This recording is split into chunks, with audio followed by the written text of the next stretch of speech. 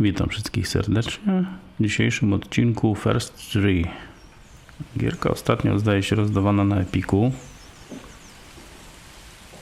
Zobaczmy sobie, o co tu chodzi. Very high, ok. Komentary mode. O, bo to jest jakaś chyba opowieść, wiecie? To sobie zobaczymy w ten sposób. New game. I lecimy. Zobaczmy, co to jest takiego.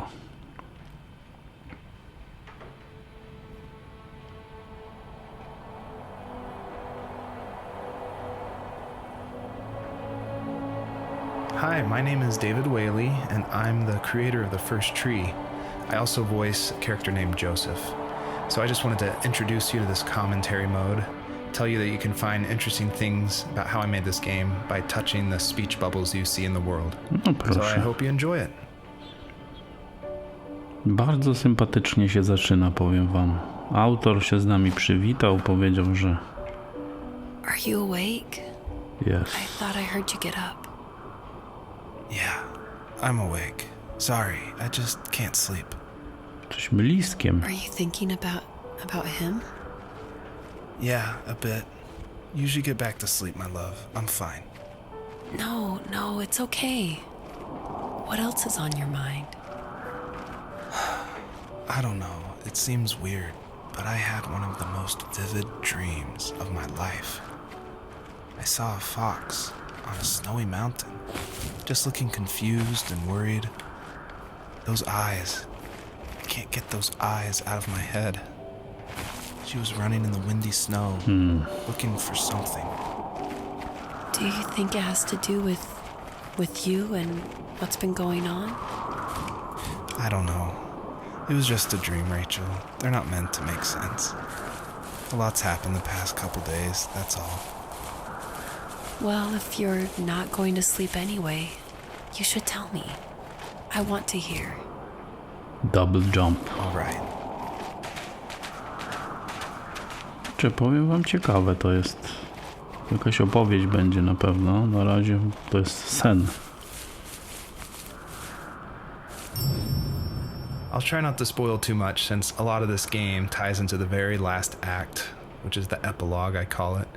But you'll notice there's lots of items around, and that's kind of what the First Tree is about, is like exploring this land and trying to figure out why they're there, what they were used for, and it's kind of explained that this is a dream for Joseph, but it's something different, and it's not supposed to be like your average dream. It's supposed to be something a little deeper. So pay attention to all the items that are around and try to figure out how they tie into the story. Powiem wam, ciekawe podejście. Autor trochę nam tłumaczy też, o co chodzi w gierce. Dla tych, którzy by chcieli coś dowiedzieć się czegoś więcej, a nie tylko idą w nieznane. Dobra, lećmy do następnego waypointa. Czy tam poi, jak to mówią, punktu. Jesteśmy liskiem we śnie Josepha. Gierka przypomina mi stylem taki survival Last Dark? Nie, chyba nie. So it's usually at this point where Alone in people the say dark. something like, "This is not the kind of game I was expecting." And that happened a lot at PAX West when I showed it. We'd have little kids play it, but then they see a dead fox cub, or a kit is technically the word, but cub sounds, I don't know, it sounds better. Like Wes Anderson uses it in Fantastic Mr. Fox, so I thought cub would be all right. But anyway, having this game, I wanted it to be more serious. This game's based on dealing with the death of my father, which was the hardest thing that's ever happened to me and my family. But I don't want to talk about it here, and I didn't want to talk about it with anybody really to this day still. It's very personal.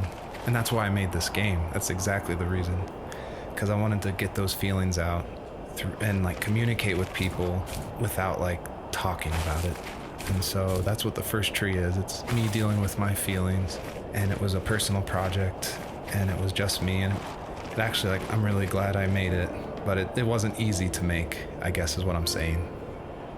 So, not far from her home, she followed that path to something unexpected. She couldn't stay, though. She had to find her other 2 children. So she took that path. She followed it towards something ancient. Something with answers, high and low, searching for any sign of her cubs. Points of light showed the way to this ancient tree. It was as if each one had a story to tell, all their own. The land was trying to tell my story, too. I felt like I was right behind her the whole time. Dzisiaj dowiedzieliśmy się, że to jest historia zainspirowana śmiercią ojca Josepha. The bunnies were added because my wife, Elise, who also voices Rachel in the game, who's also helped a ton to make the game, as we were playing, she just said the world felt kind of empty and not alive enough. So I knew we needed to add some kind of life, and so the bunnies was like the first idea that came to mind. And like most of the game, I use like publicly available assets to speed up production because I was working full-time along with making this game, and we just had our first baby, a little girl named Evelyn. So I was messing with this asset called Herd Sim, and at one point, like the generation script that creates variations of the sizes of the bunny. One time I got out of control and it made like this monster bunny that towered over everybody. And I shared that GIF on Imager and Reddit, and that was a huge hit. It helped definitely gain an audience for this game. But it's hard because this game is like so serious. It's about life and death, not giant bunnies. But I knew I needed something, like a shout out to that, because it was pretty fun. So if you're able to catch all the bunnies on this map, I think there's around 13, then you'll get a special surprise. So good luck. Bardzo ciekawie się zapowiada ta gra, powiem wam. As a kid, did you ever do show and tell in your class? Yeah, I think I only did it once, when I was in the 4th grade. You know how my life was around then. I wanted to show my class what helped pass the time and distracted me. So I brought a dozen paper cranes I had made. I think I told everyone how badly I wanted to be a bird and fly, embarrassingly enough. Don't be embarrassed. Every kid wants to fly. For me, it was another toy from my dad, a wooden boat. I remember guarding it so carefully in my hands as I walked into class. When I sat down, a group of boys immediately made fun of it. They asked which trash can I found it in, or why an ugly log was my favorite toy. When I got up, I didn't even want to tell them my dad had carved it. I said it was a joke gift my friend had given me.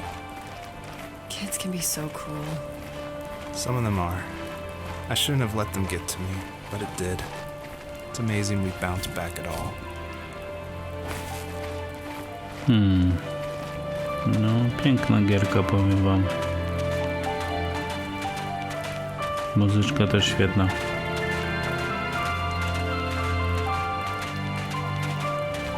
Na razie podróżujemy po punktach. Zobaczcie, ptaszki nawet latają.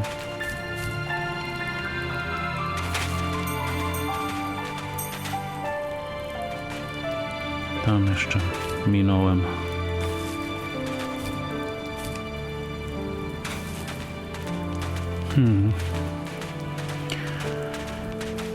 Zapowiada się ciekawa opowieść, powiem wam, o życiu. Między innymi.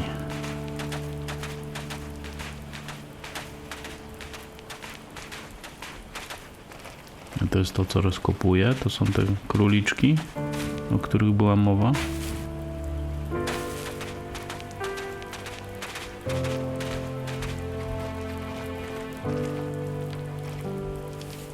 Do you remember what my dad did for a living?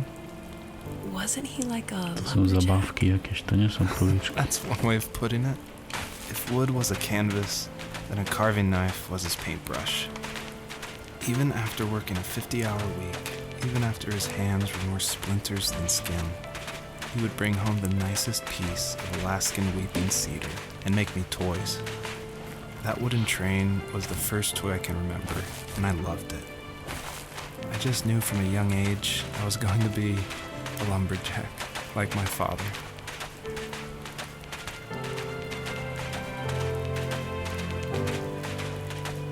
Będziemy musieli się chyba wrócić troszkę w lewo, bo myślę, że ona jest tak skonstruowana, ta gra, że opowiada historię niezależnie od punktów, gdzie się udamy w pierwszej kolejności. Tak mi się wydaje.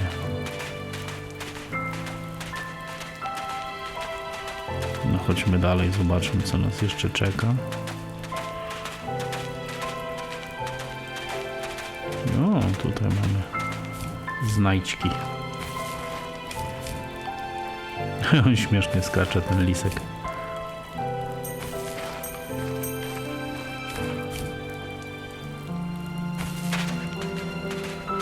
Weźmiemy ten punkt teraz na cel, a potem zmienimy kierunek na lewo, bo tam chyba ominęliśmy 2 takie punkty. Tak mi się wydaje. Ciekawe, ile tych gwiazdek jest w grze.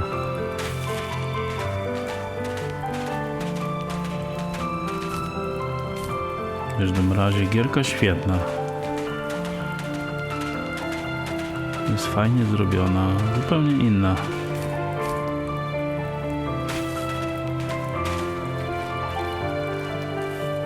Usually those kids would leave me alone, but somehow they could tell I was different.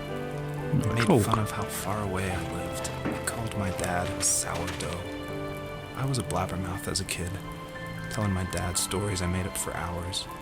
But after that show and tell, I didn't tell him much anymore.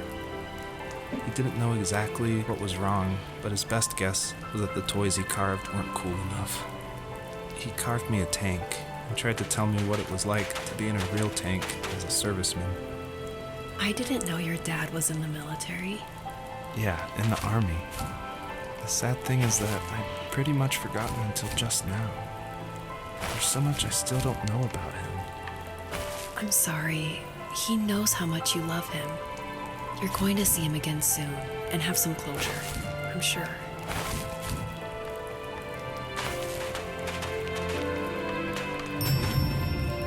A lot of people have gotten confused why Joseph's father is called a sourdough. And it's not stated outright at the beginning of the game, but Joseph and his dad, they grew up in Alaska. And I don't have a real connection to Alaska except through friends who lived there, and it was also the place that me and my dad were gonna go right before he passed away. But I love the idea of Alaska being like this beautiful solitary place. But anyway, what that has to do with sourdough is it's an Alaskan slang term about like someone who lives in the backwoods, like a redneck in Alaska. So I thought that was just to put some authenticity into the game. I added that word. Jakieś nawiązanie do tego, kim był jego ojciec na początku.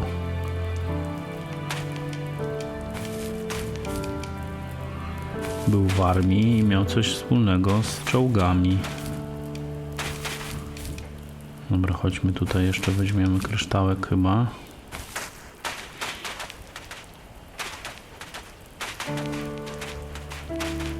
I z tego miejsca będzie wszystko ładnie widać. A, to są te kaczuszki. No nie mogę wziąć jej.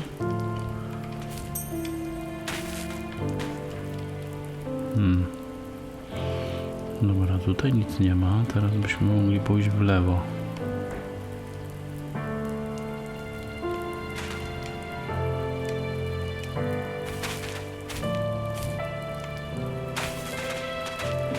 Bardzo ciekawa gra. Powiem wam, na pewno jej nie dogramy do końca, bo nie starczyłoby baterii w Steam Decku pewnie. Ale zapowiada się fajnie. Zobaczmy sobie jeszcze może kawałek historii, posłuchajmy Josepha. Zrealizujmy jeszcze za 2 punkty POI.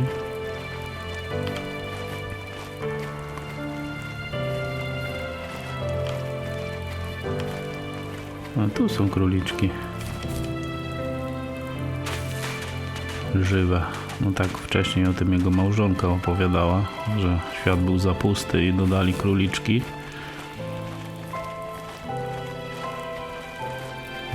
Zobaczmy jeszcze kawałek. Zobaczmy i posłuchajmy kawałek historii.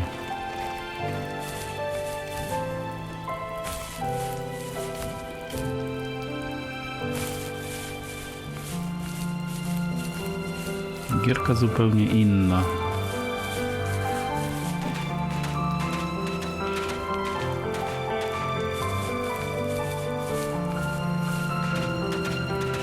No, tam chyba jest jakaś grota.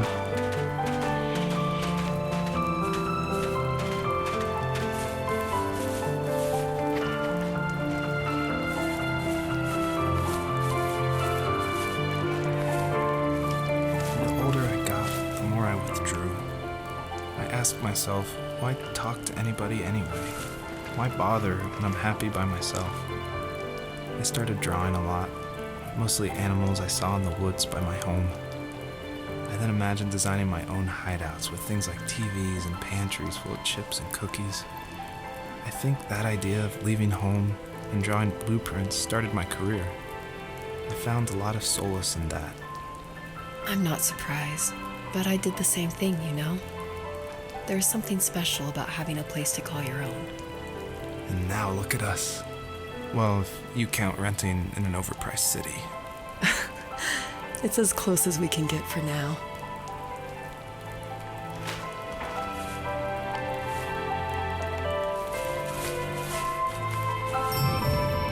I thought it was important to say that, yes, I actually did draw this with crayons. And it was just funny to me one day that I was like, I'm working on my game, and I pulled out my little 1-year-old's like crayon set to draw this item for this game. I just realized just now that I probably threw away the original. I probably should have kept it and given it away to somebody, but oh well.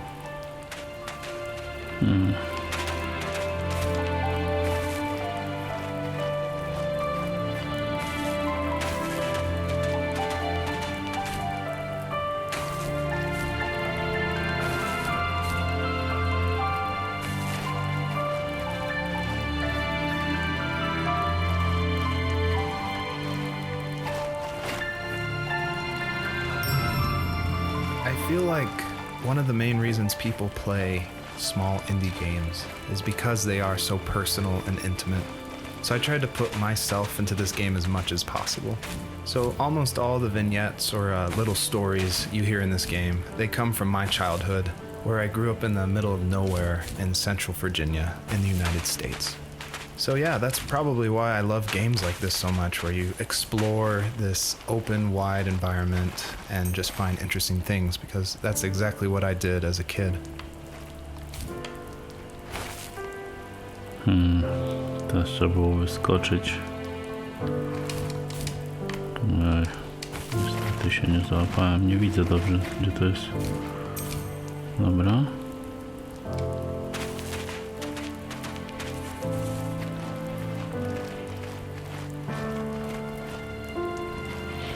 Wspomnienia z dzieciństwa jegomościa.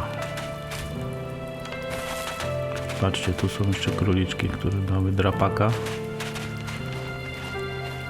Ciekawe, czy wystarczy je widzieć wszystkie 13, o których mówił, żeby odblokować jakiś może achievement albo nie wiem, jakąś cutscenkę.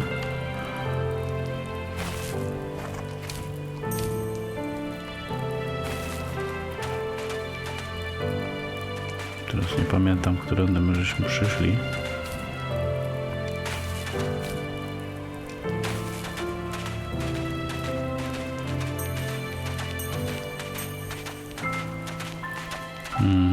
Opowieść ciekawa. Pewnie ją dogram kiedyś. Bo interesuje mnie, jak to się wszystko potoczyło, jak się skończyło, a co autor ma jeszcze do przekazania przede wszystkim.